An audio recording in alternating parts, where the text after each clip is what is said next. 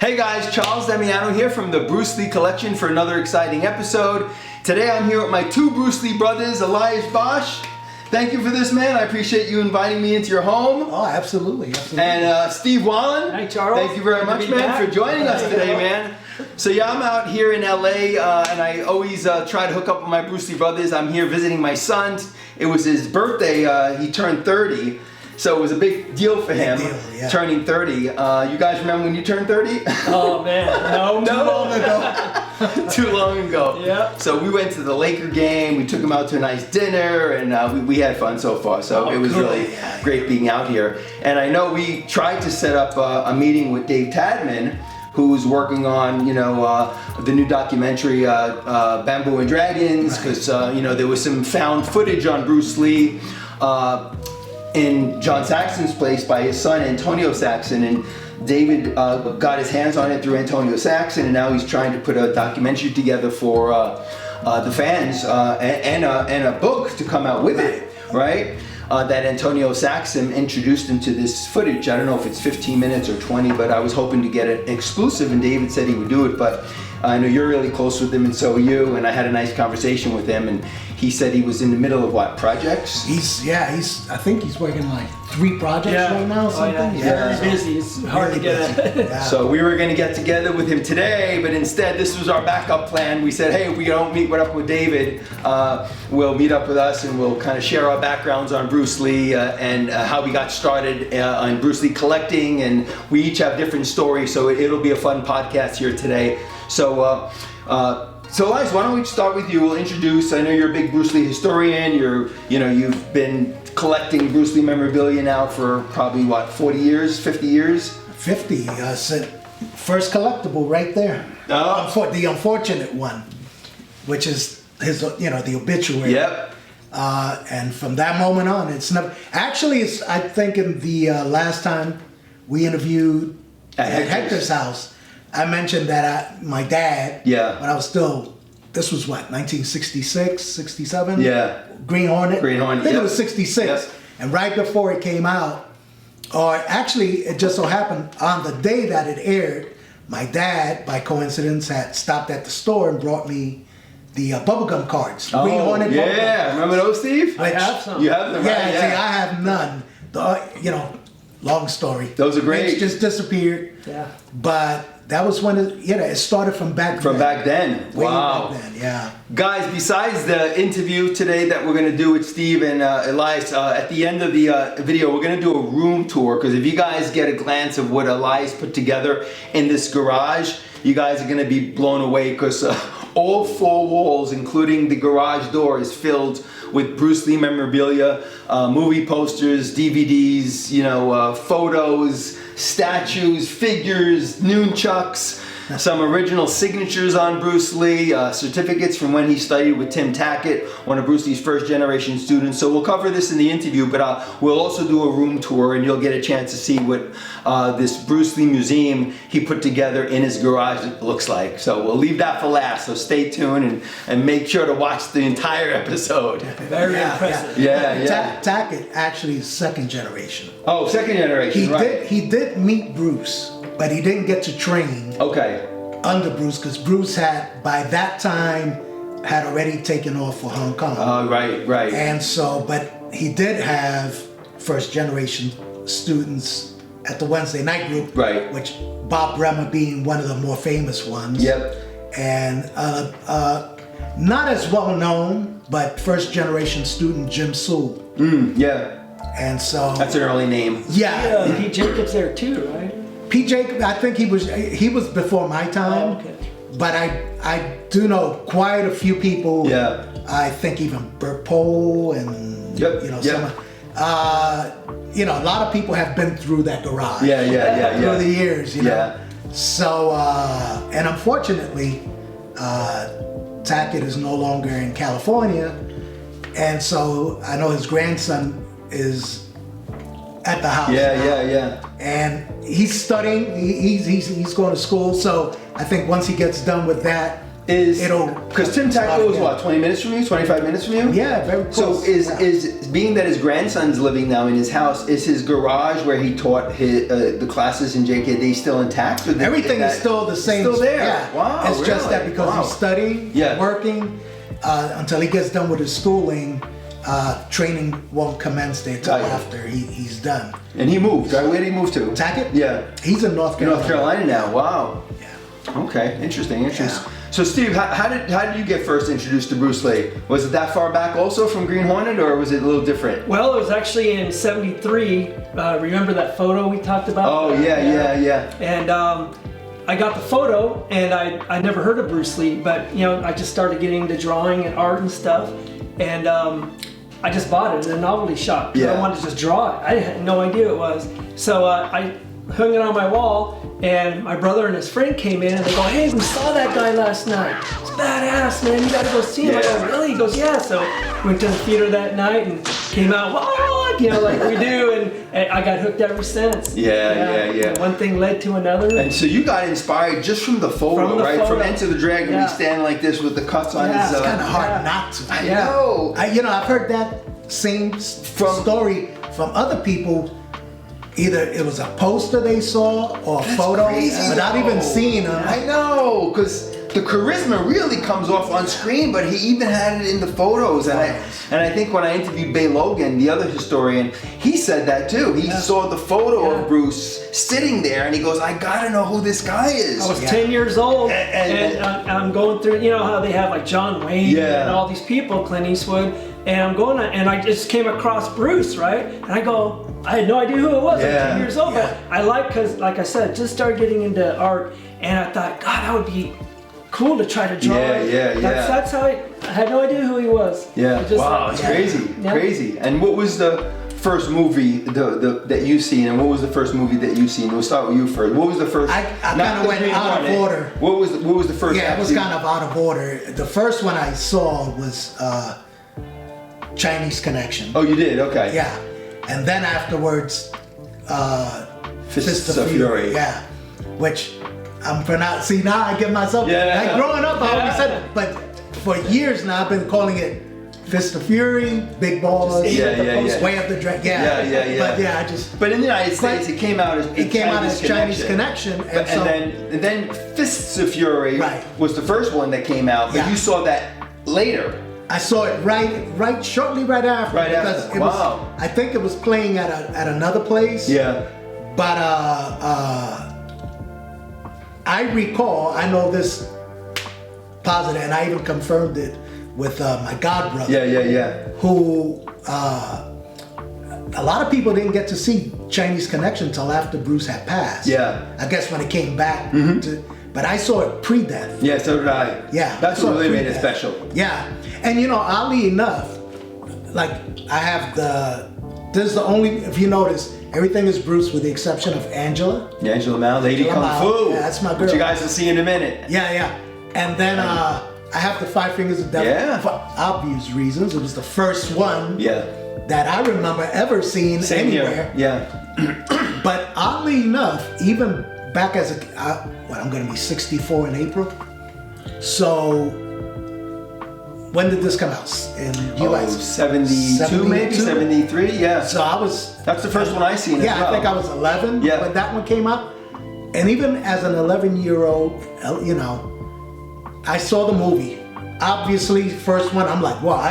Matter of fact, I thought I could fly when so did I. left the theater. So did I. I thought I could fly after that. Get the guts and all. But seeing that movie, and then the very first movie I watched after that, martial arts wise, was Chinese Connection. Gaia. And even as a kid, I could tell the difference. Yeah. I knew, wait a minute, this guy is the real deal. Yeah. Not to say most of these guys were, but there was just something. It was like night and day. As good as the Five Fingers of Death was, right? And I was blown away as a kid when I seen that. You seen that, right? Oh, yeah. Right.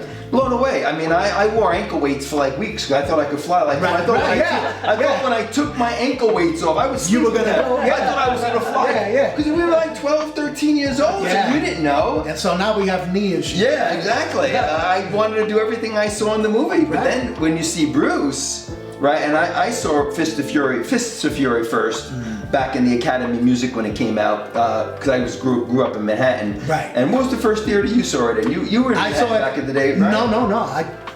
You in the Born Bronx? and raised in the Bronx. In the Bronx. So I saw Chinese Connection was at the Deluxe Theater, and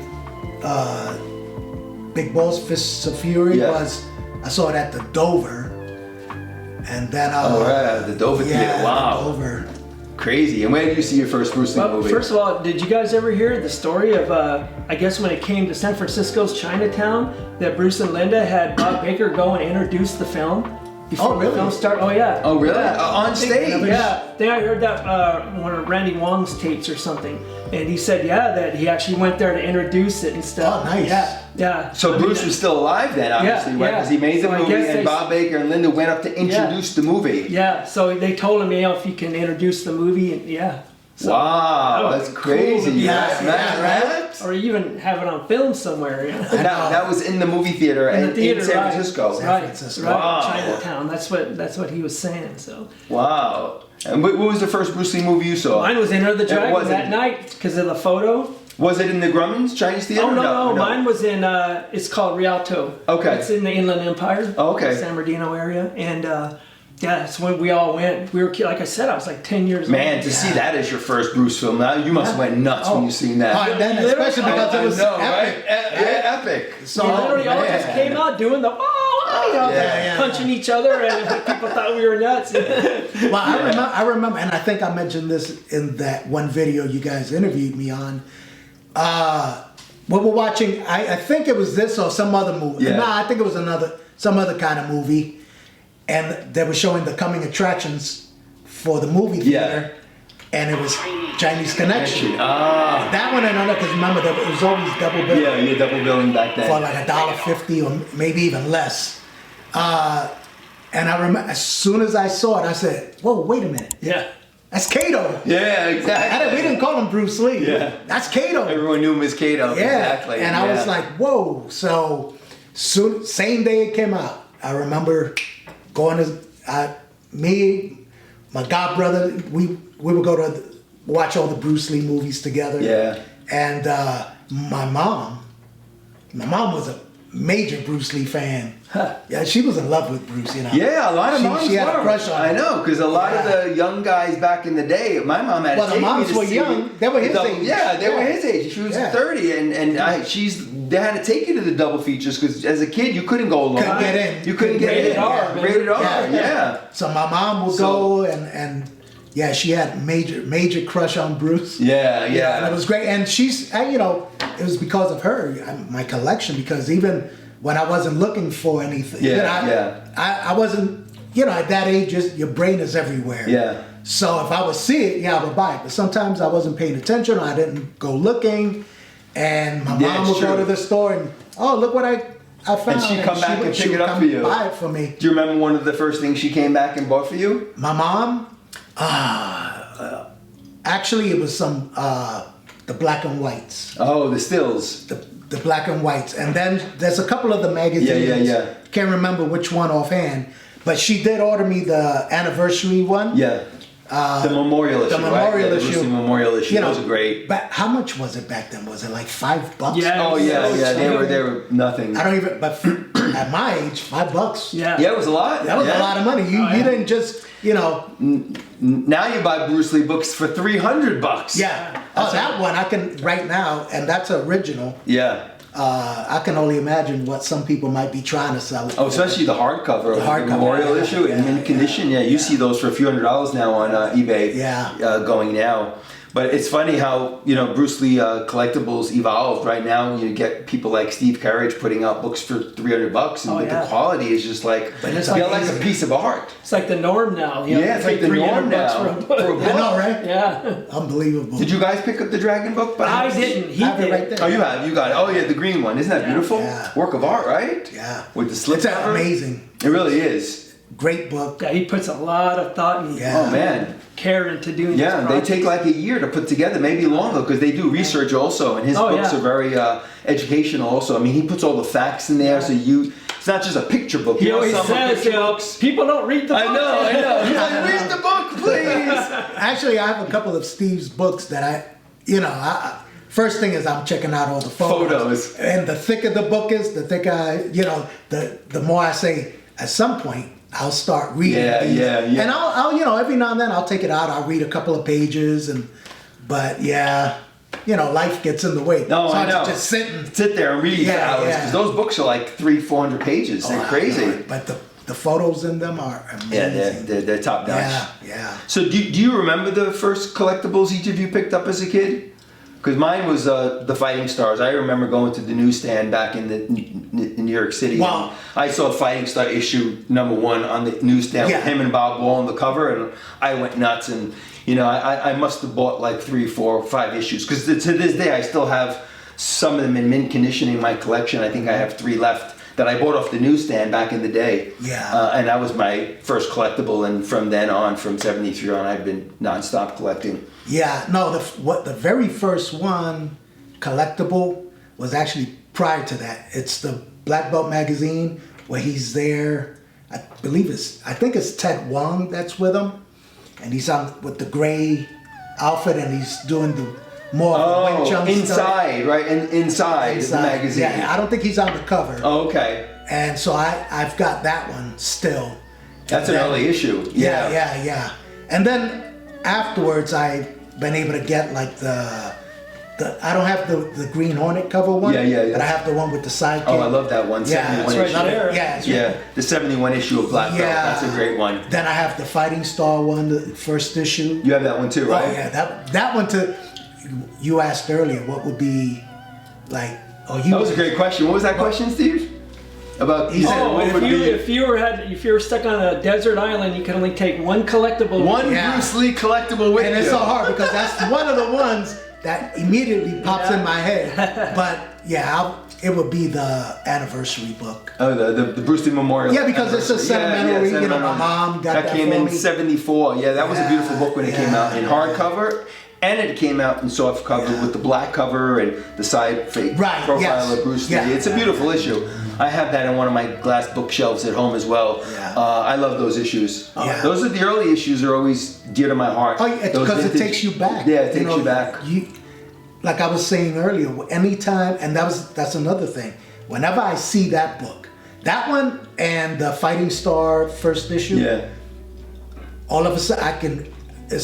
It's a weird thing, but I can actually feel what I felt like as a 12-year-old. Isn't that funny? Oh yeah. I've got stuff that like those Jeet Kune Do magazines. I always call them luxury magazines. Same thing. All the collectors have them, right? But they're special to me because I remember me and my mom sitting at the table and her helping me order them. Me too. That's the thing. Yeah, because they came out of Hong Kong. I know. I was young. I didn't know how to order them. Me neither. Well, see, that's what happened with that. My mom, she sat down. She had the little coupon. Yep. She filled out the coupon. Yeah. She got the money order for me because I couldn't do all that stuff then. Yeah. And she placed it in the envelope, and then she took me. I think it was on the way to school. By remember the old mailboxes in New York? Yeah. We don't really have them here. The mailbox, put it down, drop it in, pull, make sure it went in, let it go, and then I just sat and waited. Days, man. There was no kids. There was no Amazon. No Amazon. No, nothing. Everything was pen to paper, mail order. Well, and that's a how check. we first met. Was through pen pal. What you call snail mail or whatever. Snail mail. There was no computer, email, text messages. Yeah. No cell phones. Yeah, that's why the memories and the experiences come up, because you remember those special times where your mom sat with you to help you order the issue, and it brings back those memories, right? That's what collecting's all about, the memories and experiences. So I'll look at those today and the feelings. Yeah, and it isn't like I mean, they're special because they're like 50 years old now. But it's special because I go back to my childhood too. It's like, wow, man, I remember me and my mom at the table. Yeah. And, Mom, I need this one. I need it. And I was ordering like 1 to 2 at a time. You know? Yeah, I remember. I did the same thing, Steve, because I used to go to Chinatown a lot in New York City. And I would come back with the Chinese magazines, but they were all in Chinese. But you'd always look for the picture, and then when you saw a collectible, you didn't know how to order it because it was Chinese. So I went to my mom and I said, "Can you help me order these JKD magazines? Because but it's out of Hong Kong." And she had an Asian friend at work. She goes, let me bring it in and see if she can translate. And she translated for my mom. Oh, wow. The address and everything we sent, and then I would wait every couple of weeks for the next issue to come, and I ordered them all through mail order. Wow. So those are the experiences I remember. It's funny, like, okay, I got the photo, right? Yeah. And then I was riding my bike. This is a kid. I'd ride my bike down to the store, and I saw The Power of Bruce Lee. Oh, those are good. That series, yeah. And of course I had to get it, so I got it. And then on the back it was like, you can order the secret art of Bruce Lee. Bruce Lee in action. And the power. Remember those? Yeah, and the Kung Fu Monthlies. Yeah. That's how I got started. Yeah. It just started snowballing, and then it went bam, bam, bam, bam. And Because you always used to see the advertisements of all the other collectibles, right? And that's how you ordered them back then. If you can, Steve. Right? Oh, actually, no. That's okay. I have this. Oh, here. what's that one? And that's one of the original. Oh, wow, yeah. Ads. For the Bruce Lee, the King of Kung Fu, the Red Book, it's known as. Remember that? Right there. Yeah, right there, the Red Book. And you still have the ad for it. Yeah. Wow, look at that. That's crazy. By Felix Dennis, yeah. Collector's edition, $2.50. Right? For the Red Book, yeah. I mean, you can still get them fairly cheap It's today. amazing you still have that. Yeah, isn't that right? Look at that. Wow. They're just not Straighten out. $2.50. Yeah, look at that. Now at your newsstand. Dang. That's like something you'd see in the newspaper or something, or like one of those magazines. Wow. Now those bring back memories, man. Wow, crazy, crazy. So let's switch gears a little bit. And so I know you're into acting, right, as well. Did Bruce Lee have an influence on you getting into acting? Because he influenced us and inspired us in so many different ways, right? Oh yeah. I work out to this day because of him. I studied Wing Chun. I studied JKD. I wanted to major in nutrition to find out how he ate. So his influence on me was like my whole life was directed by Bruce Lee's influence. Yeah. Did that translate over into your acting? No, major. Oh, it did. Influence. He was him, and also, again, during our era, you had Elvis. Yes. Right? Yes. Those two guys, they were like, for me, the later, the concert year Elvis. But Bruce, definitely, as far as acting, Bruce was the guy. That was my major inspiration. Wow. And not to say I was going to do martial arts movies or any of that, but just the fact that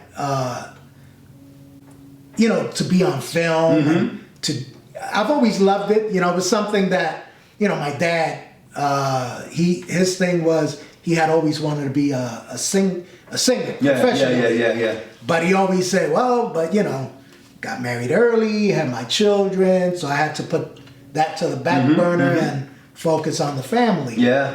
And so having that, and I just always, also my dad's ex-wife's cousin is Rita Moreno. Oh wow, from West Side Story. Yeah. Oh, I love. She was in Marlowe. Right. Yeah. Oh, Rita Moreno's. Yeah. So icon. Yeah. So you would hear the stories and all, and I was just always fascinated with motion pictures and all. But once I saw Bruce, it was like, no, that's what I want to do. And so I just did you ever find yourself trying to mimic his mannerisms when you were in a movie, or how like he always used to move so smoothly, like when he was in the tunnels of Enter the Dragon? You watched every move he did. Yeah. I mean, even the way he was against the walls when he was kind of sliding through the tavern and everything like that. I look at people sometimes and I see some people that move like him a little bit, and they say they were inspired by his mannerisms because he had I try not to. Okay. Because I always, that one of Bruce's sayings is... be yourself and just try to honestly express yourself. But if you do not have styles, if you just say, well, here I am, as a human being, how can I express myself? Totally and completely. Now, if it shows, then it's kind of an involuntary thing. I guess because it's so ingrained in certain things. Yeah, I think it's natural. You might do it. I don't do it consciously. It might be a self-conscious thing.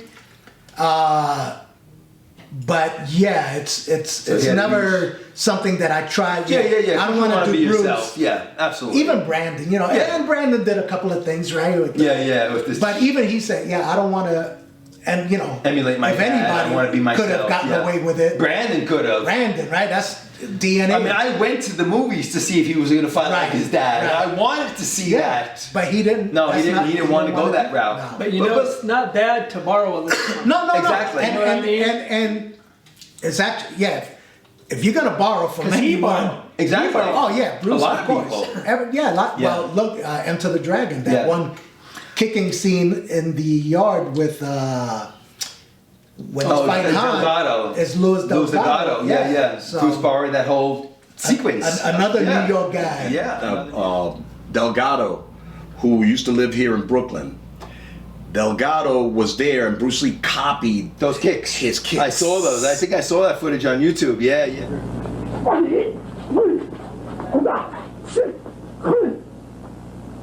One more time. We'll do it 2 more times. One I will fold off everybody, and then I will send on you. Yeah.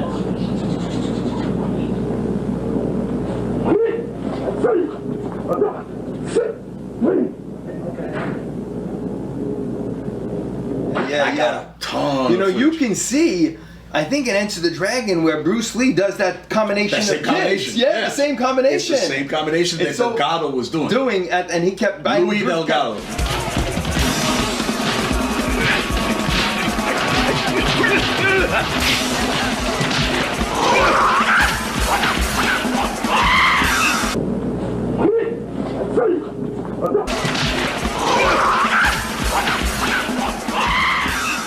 Yeah, another New York guy.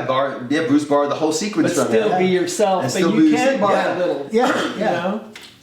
And I think Brandon's viewpoint on that changed a little bit as he got more into the films. Because if you look at Rapid Fire, there's a lot of influence of his dad in Rapid Fire when he was using the collie sticks, and there was even some moves that were almost exactly like from Enter the Dragon that he used. That when he had the collie sticks. Yeah, they want him to star in the Bruce Lee story. Dragon, the Bruce Lee story. Man, he turned it down. He turned it down. He didn't want to be like, okay, I'm my dad. Well, he had a famous saying too that. Well, I don't know how famous, but he said it would be strange to make love with my mother. Even though it's not his mom.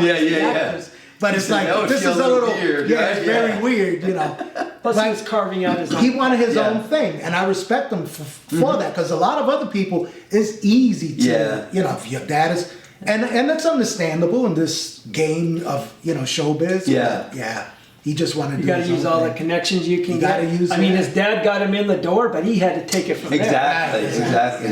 Yeah. So Steve, how did he inspire you with your artwork? Because your artwork is to this day is iconic now, man. I mean, some of your paintings are just like the one I got that we did a deal on years ago, that 25th anniversary Enter the Dragon painting, where you brought it to the anniversary and a bunch of the people signed it, like Anna Capri. You got some signatures. Yeah, and I got some signatures on it. That was a treasure right that's there. Like a crazy. That's one of my favorite paintings and collectibles at this point. I did that in 1999. 99, yeah. And Anna Capri was the first one to sign it. Yeah. I met her through David Tadman. I came on down there doing an event, and I never thought about having anybody sign my paintings, and David suggested it. He goes, hey, why don't you have her sign it? I'm like, shoot, that's a good idea. So she was the first one to sign my painting. And then every time I'd meet one, hey, can you sign it? And he gave me the photos of them signing it. So I not only got the painting, but he sent me 6 photos of Robert Lee signing it, and Phoebe Lee signing it, and Anna Capri, Linda, and I have them all, which is like a certificate of authenticity, saying, hey, these are real signatures. Look at these photos. They're signing the painting. Yeah. So you still have the painting? Yeah, I love it. It's one of my favorite paintings. What time do you normally go to work? It's beautiful, that's a treasure. I remember prior to me and Steve getting together, when I started this podcast, 5-6 years ago, he emailed me and he goes, "Hey man, that's my painting that because I did an episode on it, and he saw it in the episode. And he's like, "That's the painting you I had it hanging with the Game of Death. Yeah, Robert signed for you. Remember? Yeah, and then he did this beautiful Game of Death one as well. Yeah. That he got Robert Lee to sign it to me, and it says to Charles from Robert Lee, because he's really. So how many paintings do you have? I think I have 4 that he did for me. I gotta catch up. I have the one. Yeah, right. That's a beautiful one also. Oh, I love it. That's one of my we'll show a picture poses. of this one, guys, because that you don't see that pose that often. Where Bruce. That's one of my favorites. That's one of my favorites. That's why I wanted to paint it, because of the shadows. Yeah. And, the way it made his muscles pop in certain areas, I gotta paint that. That's a beautiful, and that's the centerfold for the Bruce Lee Memorial. Right, yeah. That's the fold. That's the centerfold of it. That's one of my favorites. I know. That was a great choice, Steve, of painting that one. Yeah, he did 4 of them for me over the years. I remember I sent him pictures. I wanted one with the finger gloves, and he did a really nice one from the waist up with the finger gloves. And then in behind the scenes one I have. With Robert Klaus. Robert Klaus and Bruce and Robert Klaus and the monks in the background and they're discussing the script, and it's really nice. You got the camera in the bottom. Man, I love his paintings. Yeah. That was like what, 25 years ago? Yeah. But the way he inspired me was how he was always evolving. Like the Bruce Lee from '67 wouldn't be the same Bruce Lee from '70. You know what I mean? So I do that. Stay tuned for part 2 as Bruce Lee collectors Charles Damiano, Elias Bosch, and Steve Walling continue to discuss their Bruce Lee journey and how Bruce Lee inspired their lives. Then get ready for Elias's Bruce Lee room tour that you don't want to miss, and much, much more coming soon.